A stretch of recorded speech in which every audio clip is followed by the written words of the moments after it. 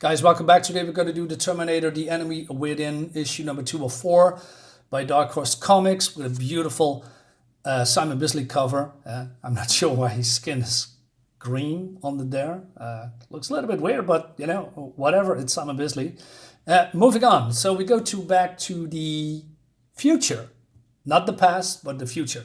So this freedom fighters here, they are infiltrating this Terminator compound. Well, is it? No, not Terminator compound. Skynet, probably. Yeah, Skynet compound in the future. And they are looking for the time displacement machine. It seems that the last, group of people didn't make it. So they are infiltrating. They are reading some kind of an energy scan, or they are scanning there, and there's something's going on. So they, go to where the machine is. And they are planting some explosives behind them because, well, they don't want that anyone follow them. But suddenly they pick up some, readings, something scans, and then they are starting to shoot in the darkness. And then these things are coming out. And it seems that, well, these are Terminators.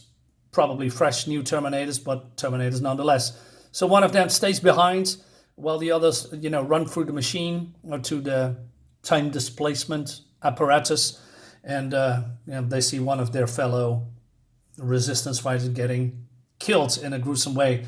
But then they are getting teleported, and then the bombs goes off and the whole compound explodes. Looks really cool. I like that. This is also another artist, and that I that's normally involved in this series. I like this artist also. I mean, I also like the color scheme. Is very, grounded, muted, if you will.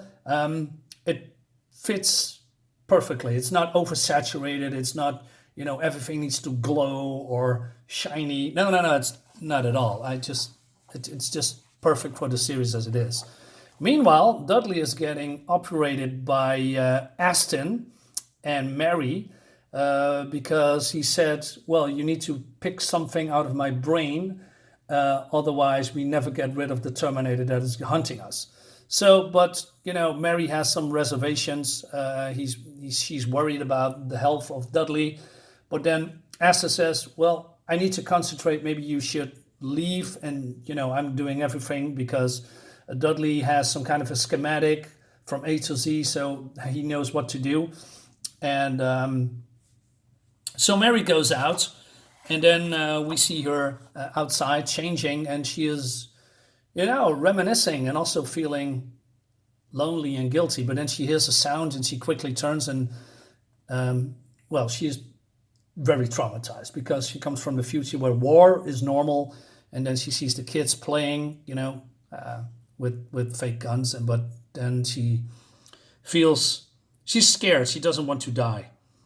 Meanwhile, she also reminiscing about the fact that she's being trained, and that there is only that they, being hunted by Terminators as well, and they cannot distinguish themselves, or basically they are very good in camouflage. Only dogs can, sniff out that there are Terminators because normally they are, look so human-like. Even normal humans cannot, pick them apart.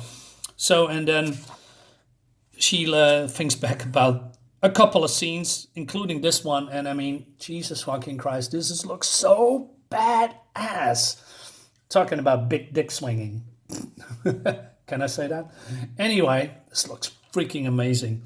So, and she also, looks at the sky, and she thinks, well, that now that she is in the past, that she couldn't imagine what the world could be like, colorful, quiet, beautiful. People are just being safe, doing their thing, but she also feels guilty because now she is here. She wants a normal life, but she feels guilty about all her fellow soldiers are, dead or dying in the future. Meanwhile, there's a police, chasing a truck, and he says, "Whoa, look at you! Where's the fight, buddy?"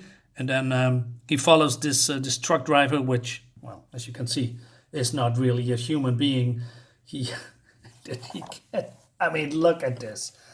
I cannot get over this, how cool this all looks, and all the destruction and the debris and the sheer badassery that we are seeing here, and the mayhem and destruction. And it's not the end. The whole series is just like this. And that's why I like this comic so much. I mean, we see just R-rated, gruesome stuff. I mean, we don't see the whole blood and guts, but you don't have to. But there's extreme violence here that I not seen in comics for a very, very long time.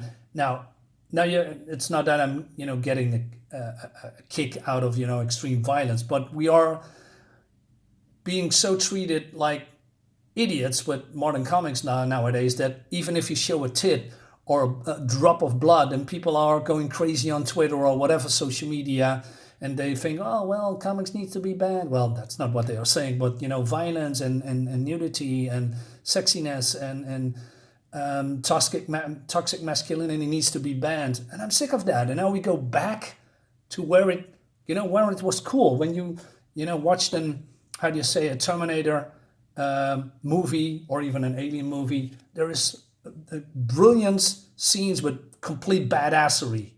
And that's not what we're getting anymore. It's all been watered down and all PG-12 or PG-13. And I'm not sure PG-12 doesn't even exist, I think. But you know what I mean, right? I mean, look at this. This is so freaking cool.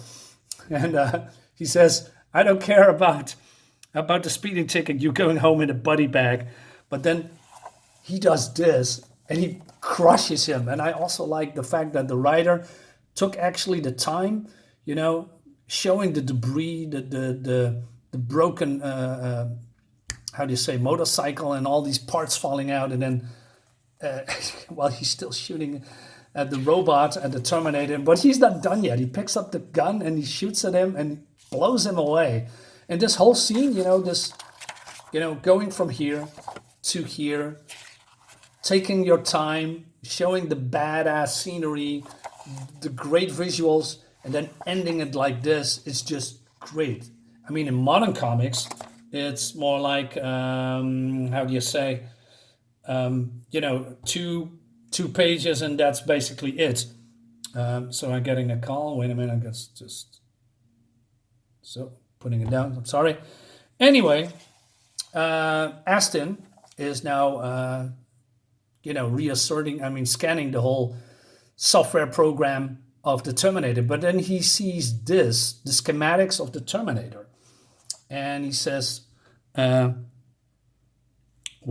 is that a pleasant surprise? So instead of, doing his job, he, do something differently. So what that means, I don't know, but I can guess. Meanwhile, we see our detective. I believe his name is Sloan or something like that. I'm forgetting. And he still investigates the body that has been killed with, some kind of a certain weapon that is not being invented yet. So, and he's getting, confronted by this guy, and I don't know, there's some kind of a weird animosity between them, and so he makes a joke at his expense, and then laugh it up, asshole, or smart ass, well, you got the chance, put me through Mr. Lockhurst. So I'm not sure who's Mr. Lockhurst is, but he's probably a, corrupt cop, I guess. Anyway, we go back, and Mary thinks, why is it so quiet in there? And then it seems that Astin is gone, and he using some kind of a purging program to, Dudley being white. But then she does this and, interferes with the purge program. Meanwhile, Astin is laughing his way to the bank, I guess. I'm not sure what his plans are, but it seems that he betrayed, Dudley and Mary for whatever reasons. So not sure where that is going, but interesting. Meanwhile, our soldiers are entering modern times. I mean, in the present. And then they are looking for clothes and weapons. What their mission is, I don't know. But there's a one-way ticket. They never come back. I love the visuals, by the way. It looks so good. But then, before we end, we see our buddy Terminator pick up the last message and, or the last ping, if you want, of Dudley. He's gonna home in that, and then it goes into issue number 3. So the Terminator is still hunting for them. It's just so so freaking good. Anyway, I'm saying this a lot, but this series is so freaking good. I can't get enough of it. I mean, hey, Star Wars. Yeah, this is a fantastic series. I tried to get more of this saga, so we'll see if I can get it. Anyway, guys, thank you so for watching. Hope you liked the video. Give me a like, subscribe to my channel, leave me a comment. I'll see you next time. Bye-bye.